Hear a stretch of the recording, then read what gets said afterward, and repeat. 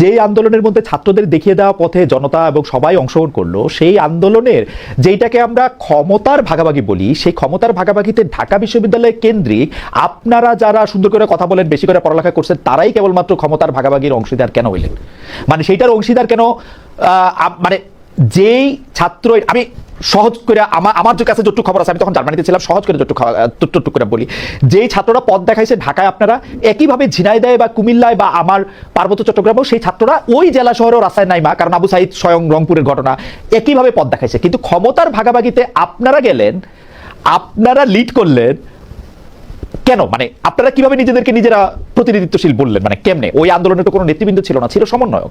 আপনারা মানে এটা কেমনে করলেন, এবং এই পরিচয়টা তখন আপনারা কিভাবে মাইনা নিলেন?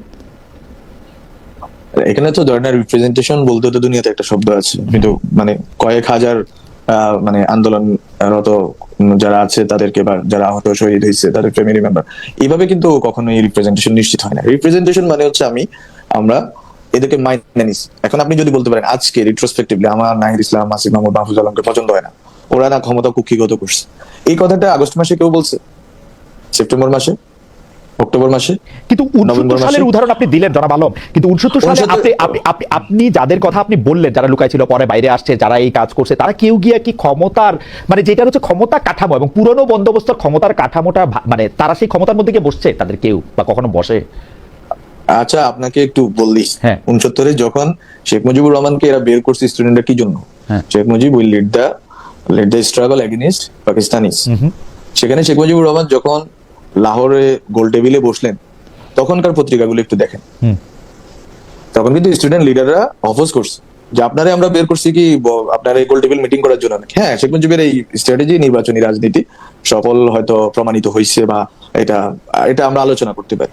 কিন্তু কথা হচ্ছে স্টুডেন্টরা, আমি তো মনে করি স্টুডেন্ট না, শুধু স্টুডেন্টদের জন্য আরো সংবেদনশীল, আরো মানে কি বলা যায়, আরো স্টুডেন্ট বা এই জেনারেশনকে কোনো না কোনো ভাবে গাইড করতে চায়, গাইড এবং সাথে সাথে হচ্ছে যে মানে এলিভেট করতে চায়, এরকম আরো লোককে এখানে নিয়ে আসা দরকার ছিল।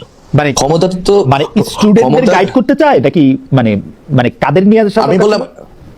আমি বললাম যে এটা আপনি ধরেন এই আফরাইজিংটা তো student led uprising, people were there but led by students. Okay, তাহলে স্টুডেন্টরা ক্ষমতার যদি ভাগীদার হয়, এবং ভাগীদার হওয়াটাকে যদি আপামর জনগণ মেনে নেয়, প্রশ্ন না করে, আপনি আজকে রেট্রোস্পেক্টিভলি প্রশ্ন করছেন, আমরা শেখ মুজিবের প্রশ্ন করি, কিন্তু শেখ মুজিব 1971 সালের 72 সালের 10 জানুয়ারি যখন ঢাকা শহরে নামছে, কোন বাপের বেটা তাকে প্রশ্ন করছে? না, সেটা তো এখন আপনি বাপের বেটাত্ব আনতেছেন, কিন্তু এই বাপের বেটাত্ব তো আরেক কথা হইলো, বাপের বেটাত্ব তো এক কথা হইলো, কারণ প্রশ্ন কে করবে? আমি তখন আপনাদের সমর্থন করি, আরেকজন আপনাকে সমর্থন করে, পুরো বাংলাদেশ সমর্থন করছে। আপনাদের মনে রাখবে যে ইমরানের সরকারের কথাই কিন্তু বাংলাদেশে সব বাতি টাতি বন্ধ হয়ে গেছিল। সেইটা তো একটা মোমেন্ট, সেইটা তো মোমেন্ট, সেটা তো একটা মোমেন্ট না? আপনি ইমরানের সরকারের কথা, আপনি যদি ওই যে পত্রপত্রিকার কথা বললেন, তখন পত্রপত্রিকা দেখেন, বাতি বন্ধ করে দিয়েছিল বাংলাদেশের সব জায়গায়, আমার মনে আছে বাংলাদেশের সব জায়গায় বাতি বন্ধ করে দিয়েছিল ইমরানের সরকারের কথা, সব জায়গায় বলতে অনেক শেখ হাসিনার নির্দেশে ইমরানের সরকারের মুখশ্রিত বয়ানে তারপরে বাতি আমলিক সেটা আমরা না, সেটা মানুষ, সেটা আপনি খালি শেখ হাসিনা বলে অর্ধেক বলবেন, অনেক মানুষও করছিল, আসলে একটা মোমেন্ট হয়। আমি অর্ধেকটা মানেন হ্যাঁ, আমরা আগে অর্ধেকটা বলি না, আমি বলছি যে শেখ হাসিনার নির্দেশে যেমন বাতি বন্ধ করা হয়েছিল, কিছু কিছু মানুষ এমনিও বন্ধ করছে, যারা ইমরানের সরকারের পরে অনেক শত্রুতে পরিণত হয়েছে। ইমরানের সরকারের অনেক একটা মোমেন্ট, একটা খুবই, আপনি আমাকে বলেন, আপনি যদি এখন বলেন যে ওই সময় কে বাপের বেটাত্ব, তাইলে ওই বাপের বেটাত্ব দেখেন শেখ মুজিবের ব্যাপারে, না আপনি জুলাইয়ের ব্যাপারেও বলছেন যে ওই সময় কে বলছে? জুলাইয়ের ব্যাপারে আমি বাপের বেটা শব্দটি ইউজ করি না, শেখ মুজিবের ব্যাপারে বলছি, এটা ইচ্ছা করে বলছি, কারণ ইচ্ছা করে বলছি এই জন্য, শেখ মুজিবুর রহমান উনি হচ্ছে যে আনডিসপিউটেড লিডার ছিলেন ইস্ট বেঙ্গলের, ইস্টার্ন পাকিস্তান, এবং উনি 71-এর পরেও ছিলেন। উনি 72-এর সংবিধান এবং এই পুরো প্রক্রিয়াটার ভিতরে উনি রাষ্ট্র ব্যবস্থা পুনর্গঠনের ক্ষেত্রে ওনার ব্যর্থতা এবং সব স্টেটসম্যানশিপ আচরণের অভাব, আরো হাজারো কারণে উনি মানে মানুষের কাছে মানে একটা মিশ্র চরিত্রের মানুষ হয়ে গেছেন, এবং এখন তো ওনার মেয়ের কারণে মানুষ ওনাকে অপছন্দ করে। কিন্তু বিষয়টা হচ্ছে কি, আপনি যখন একটা ইতিহাসে বসেন, আমি কেন এটা বলতেছি, আপনি শব্দে পড়ে থাকেন না, আপনি যদি আগান, যেটা হচ্ছে আমি কেন কথাটা বলছি, যে লেজিটিমেসি যেটা, আপনি যদি ওই গভর্নমেন্টে স্টুডেন্টরা না হয়তো অনেক, আমি আপনাকে শুধু একটা কথা বলি, ওই সময় একটা পরিস্থিতি এরকম ছিল যে লেজিটিমেসি ক্রাইসিসে পড়তে হইতো গভর্নমেন্টকে। ওকে, আচ্ছা ঠিক আছে, আমি শব্দে না আটকাইলাম, আসেন লেজিটিমেসি ক্রাইসিসটা নিয়ে যদি একটু যদি চর্চা করি, যে আপনাদের কাছে মনে হইলো যে এই একটা বিপ্লব করে একটা দেশের প্রধানমন্ত্রীকে আরেকটা দেশে হেলিকপ্টারে করে পাঠায় দেওয়ার পর, ওই দেশে আমরা পাঠাই দিই নাই, উনি পালাই গেছে। আচ্ছা, পালায় যাওয়ার পরে যে দেশে সরকার নেই, তখন আপনার কাছে মনে হলো যে এই দেশের আসলে লেজিটিমেসিটা এমনভাবে রাখতে হবে যে ওই প্রেসিডেন্টের কাছে গিয়ে আপনাদের শপথ নিতে হবে, একটা তত্ত্বাবধায়ক বা অন্তর্বর্তী সরকারের কাঠামো সংবিধানের মধ্যে খুঁজে বাইর করতে হবে, ওই বিচার বিভাগের 106 রে ধইরা ওইভাবে ওটা লেজিটিমেট করতে হবে। ওইটা কেন মনে হইলো, মানে ওইটা কেন মাথায় আসলো? ওইটা মনে হয়নি রে ভাই, মানে বিষয়টা হচ্ছে যে যেটা করছে সেটা আর যেটা করতে পারতো সেটা নিয়ে যদি আমরা আলোচনা করি, আলোচনা রাত শেষ হয়ে যাবে, আমার এখানে রাত, আপনার ওখানে দিন। তো আচ্ছা, বিষয় হচ্ছে আপনার আমার 5 তারিখ 6 তারিখ জিনিসটা কি, 5 তারিখ বিকালে সন্ধ্যায়ও যখন চ্যানেল 24 গিয়ে ছাত্ররা ইনক্লুডিং মি যখন আমরা কথা বলতেছি, এট দ্য টাইম আমরা ভাবছি যে শহীদ মিনারে, ওই সময় অলরেডি শাহবাগ শহীদ মিনারে আমাদের প্ল্যান যে শহীদ মিনার থেকে সরকার গঠন করা হবে, শহীদ মিনার থেকে সরকারের শপথ হবে। আমি আপনাকে আমি ফ্যাক্ট বলতেছি, ওকে, এবং আমার যারা আছে, যারা সহকর্মী আছেন, বেঁচে আছেন, ওরা আল্লাহর রহমতে ওদেরকে জিজ্ঞাসা করতে পারে। 6th August same idea, 7th August same idea, 8 আগস্টে প্রফেসর ইউনূস যখন আসছেন তখনও পরিকল্পনা ছিল যে শহীদ মিনারে উনি যাবেন, উনি জনগণের মধ্যে থেকে শপথ গ্রহণ করবেন। ওকে, আমি এটা বলতেছি। ফলে আপনি এইটাকে কিভাবে সংবিধানের কাঠামোটা কেন লাগে, কেন আমরা সংবিধান বলছি যে 72 সংবিধান চাই না, হ্যাঁ, কেন আমরা অনেকগুলো সংবিধানকে নিয়ে কেন এত মানে মানুষের ভিতরে এত এত এত কথাবার্তা, হ্যাঁ, এটা তো শুরু হয়েছে, আমরা শুধু বলি নাই, এটা রাষ্ট্রীয় সংস্কার আন্দোলন হাসাদ কিংবা এটা থেকে শুরু করে বিএনপির লোকরাও বলছে, সব ধরনের রাজনৈতিক যারা বিরোধী দল ছিলেন ওই সময় তারা বলছে, এখন হয়তো তারা বুলেট তুলে গেছেন আর কি। তো বিষয় হচ্ছে আপনার, তাহলে প্রশ্নটা কি, আপনি সংবিধান এক্সট্রা কনস্টিটিউশন বা কনস্টিটিউশনের বাইরে গিয়ে একটা সরকার গঠন করবেন, গঠন করে ওটাকে পরিচালনা করবেন। ওই ক্ষেত্রে 5 তারিখে যখন সারাদিন মিটিং হয় রাজনৈতিক দলগুলোর সাথে, স্টুডেন্টদেরকে বাদ দিয়ে, এবং রাজনৈতিক দলগুলোর সদিচ্ছা, আমি রাজনৈতিক দলগুলো তো শুধু বিএনপি বলতেছি না, জামাত ইসলামী, তো তারা মিলে যখন এই সভা মানে মিটিং করেন, এবং ওই মিটিং এ ছাত্রদের প্রতিনিধি নামে কয়েকজনের 2-3 জনকে নিয়ে যাওয়া হয়, যারা আসলে ভুয়া, এবং ছাত্রদের মানে ভুয়া বলতে কিছু নাই, মানে তারা আসলে ছাত্রদের ওই অর্থে যেটা সংগঠন ছিল বা যে কাঠামো ছিল, ওই কাঠামোর ভিতরে না। তারা কারা, এটা কি বলা যাবে? ওই ছাত্র প্রতিনিধিরা কারা, এটা আপনি বলতে চান না? না, এটা আপনি চাইলে দেখতে পারেন, অনলাইনে এটা আছে, দুইজন গেছে, এটা ওই দিনের নোটেও আছে, বঙ্গভবন থেকে যে প্রেস রিলিজ পাঠানো হয়েছে ওখানেও আছে। তাহলে কি বলবেন আমাদের দর্শকদেরকে? না, আমার তো নাম মনে নাই রে ভাই। আচ্ছা, মনে নাই, পারবো না, ঠিক আছে, ওকে, নাম মনে রাখতে পারবো না, কিন্তু আমি আপনাকে রেফারেন্সটা দিয়ে দিলাম বঙ্গভবনের ওই দিনের প্রেস রিলিজ, প্রেসিডেন্ট অফিস থেকে যেটা বের হয়েছে। তাহলে বিষয় হচ্ছে এই সব প্রক্রিয়া কিন্তু চলমান ছিল। এখন ছাত্ররা কতটুকু বিপ্লবী হইতে পারে, আজকে তো মানুষের মধ্যে এই প্রশ্ন রিয়েল কারণেই আছে, মানুষের হতাশা, এক ধরনের আশাভঙ্গের কারণেই আছে যে আসলে বিপ্লবী সরকার সম্ভব ছিল। আমরা তো বলি নাই যে বিপ্লবী সরকার সম্ভব না, আবার বলি নাই যে বিপ্লবী সরকার করাটাই আমাদের আমরা করতে পারতাম কিন্তু করি নাই, এটাও কিন্তু বাস্তবতাকে পুরোপুরি ব্যাখ্যা করে না। কেন বলি, এটা এত একটা জটিল একটা পর্ব, এই 5 আগস্ট থেকে 8 আগস্ট পর্যন্ত, এটা যে যতভাবে বলুক, আমি মনে করি যে প্রত্যেকটাই কোনো না কোনো সত্যকে ধারণ করবে, অনেকগুলো সত্য মিলে এটা নিয়ে একদিন কথা হবে। আজকে হয়তো আমি বলতেছি, আরেকজন বলবে, তখন হচ্ছে এটা একটা পুরো সত্যটা, চিত্রটা আপনি পাবেন।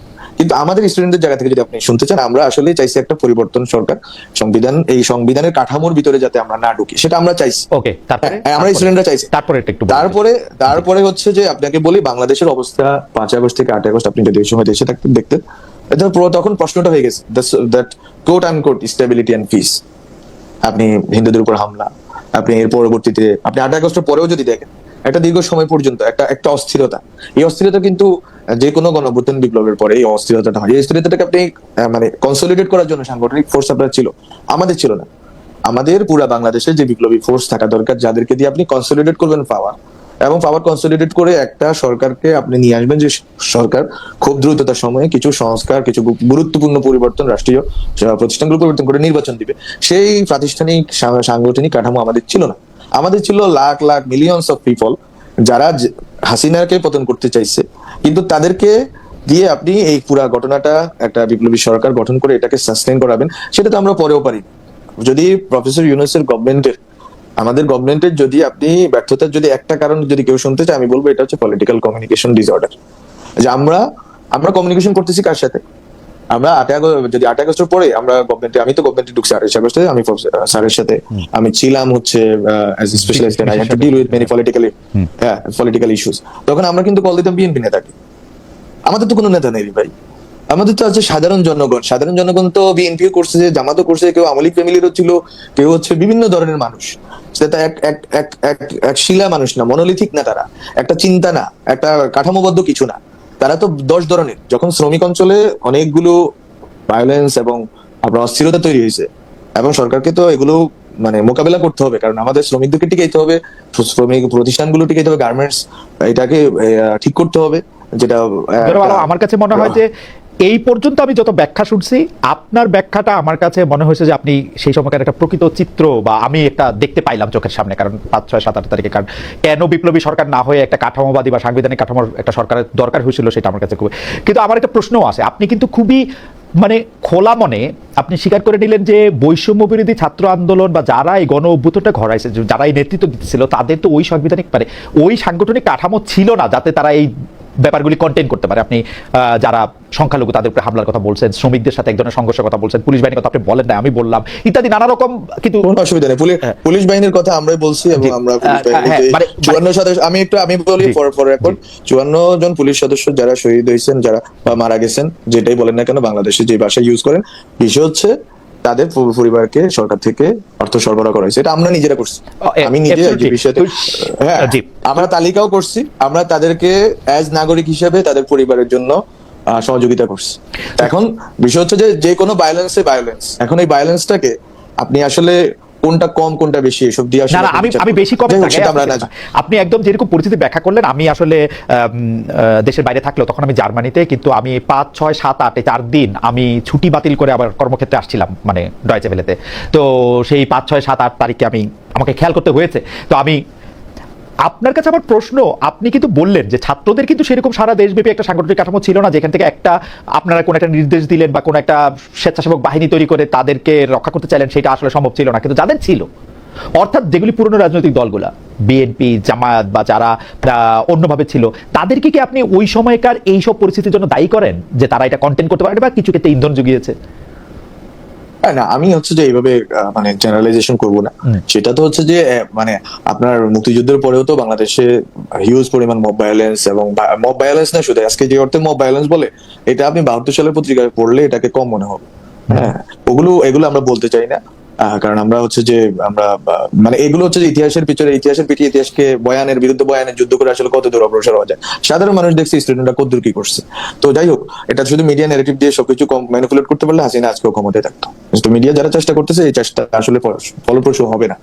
সাধারণ ছাত্ররা কিন্তু ঘরের ভিতরে আছে, যেই মা জন্ম দিছে ওই মায়ের সাথে আছে, যেই বাবা জন্ম দিছে ওই বাবার সাথে আছে, যে চাচা দেখছে এতদিন ধরে ওর সাথে আছে। ফলে ছাত্রদের বিরুদ্ধে আপনারা হচ্ছে যে অনেকগুলো ন্যারেটিভ সেট করবে না, সাধারণ জনগণ এটা বিশ্বাস করবে, এটা সম্ভব না। তো যাই হোক, সেটা করুক, কিন্তু বললাম যেটা যে 72-এর পরে এই ঘটনাগুলো ঘটছে, এটাকে কন্টেইন করার যে প্রশ্নটা হচ্ছে কন্টেইন তো সাধারণ জনগণ করছে। আপনি যদি জানার চেষ্টা করেন, আমি মনে করি ওই সময় জিনিসগুলো ডকুমেন্টেড হওয়া দরকার ছিল। আমি জানি না কেউ করছে কিনা, ডাকাত আসবে, র আসবে, বা বিভিন্ন রকম অনেক ধরনের গুজব সত্য মিলিয়ে যে অবস্থা তৈরি হয়েছে, বন্যার পরিস্থিতি তৈরি হয়েছে, একবারে 2 সপ্তাহ করে তো বন্যা হয়েছে বাংলাদেশে। এর আগে মানে আপনারা দেখছেন যে প্রত্যেকটা মন্দিরে ইসলামী আন্দোলন, কমির আলেমরা, আমি ওদের কথা বলতেছি, সাধারণ সবাই করছে, কিন্তু ওদের কথা এই জন্যই বললাম যে ওদের ভিতরে এই সংবেদনশীলতা জুলাই তৈরি করতে